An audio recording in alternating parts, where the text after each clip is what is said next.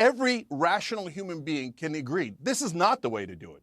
This is the way to do death and destruction for the sake of death and destruction. It's collective punishment. It's genocide against Palestinians, and the world has to speak out. So my way is not pleasant either. It involves a lot of folks dying on both sides. I understand that. Those are super hard choices. But go find Hamas. Go find the hostages. Go rescue them instead of wantonly, indiscriminately, killing after killing. And let's be honest, when you drop a bomb and a kid's head explodes and a grandmother is incinerated, that is terrorism. Killing 3 times as many civilians as Hamas is terrorism. And it is the same if it is done by a government. And think about how unrealistic that is. And think about why his method has a 0% chance of working. How are the Palestinians supposed to rise up against Hamas? How would they prove they're against Hamas? Hamas ended all elections. Hamas ended democracy. So how are the Palestinians supposed to cry uncle? Now, I will say this. I'm not so much a fan of the Young Turks, and I'm not so much a fan of Cenk Uygur. But I gotta say, I'm quite impressed by his stance on this.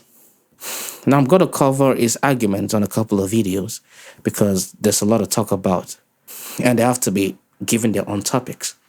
As much as he condemned the attacks of Hamas, and he condemned them pretty well, more than most other pro-Palestinian speakers that have appeared on Piers Morgan's show, he still pointed out, and very emotionally, which makes it seem more legitimate, he pointed out how it's weird that a so-called government can terrorize people by killing more civilians than the terrorists killed. And that's very important. And I believe his point was like, bro, you doing this is not going to get you any friends.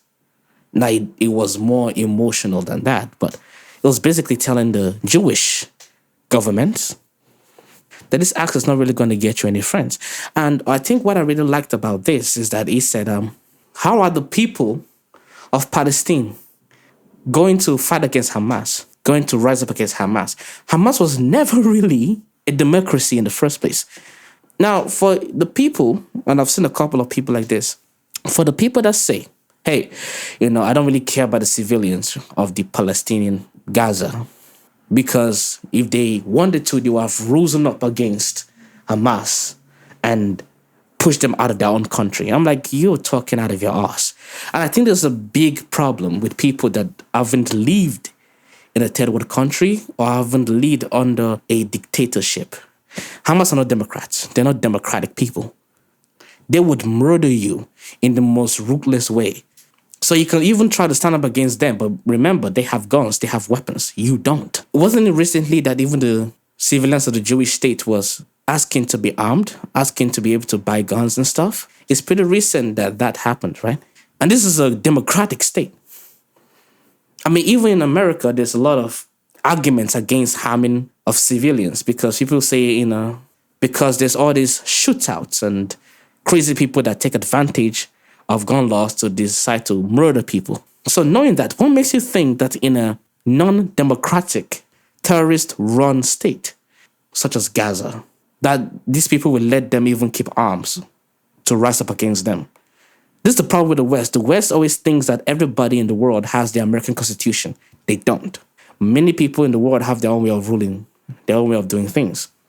And Hamas doesn't care about how many Palestinian lives are lost. Hamas cares about their mission to eradicate Israel. Hamas doesn't care about how many people in Palestine die. Because to them, that's like a short-term problem that could have a long-term impact for the good of every Palestinian alive. So to them, it's more like, hey, I'm a martyr, and I don't care how many people around me die. So far, we can accomplish what their version of Islam wants, which is the eradication of the Jewish people by blood. So they're not thinking about, oh my God, civilians are dying in Palestine, Gaza. Oh my God, they don't care. They're terrorists. To them, they're martyrs. They're dead to eradicate Israel. And they might have good reasons for why they hate Israel. That doesn't mean that they are good people. They are not good people. And so what I do like about Uygur in this situation is that he calls out how difficult it is for even the Palestinians to rise up against their oppressors, Hamas. So why the hell is Israel thinking that the Palestinians can just separate themselves from these terrorists that run their state, and how Netanyahu's government in Israel justifies the idea of hitting these innocent people in order to get the terrorists, and thinking that these people can just leave and walk away. Whether like we give you 24 hours to leave your houses, because if not, you might get hit. You're talking to people that are kept hostage by the so-called Hamas you're trying to fight. How do you expect them to just walk away? And even if they walk away, where are they going to go? They didn't think about these things at all. That's the problem. The problem is not that Jewish doesn't have a right to defend itself. The problem is that the Jewish government did not understand that they needed a better contingency plan instead of just hitting civilian buildings because Hamas people could be in there. It's not a really good idea. Now, to be fair, and I gotta be 100% honest, on a lot of occasions, the Israeli government did show restraint. Let's not get that twisted. They just didn't show enough restraint. They just didn't have the idea of making a better contingency plan.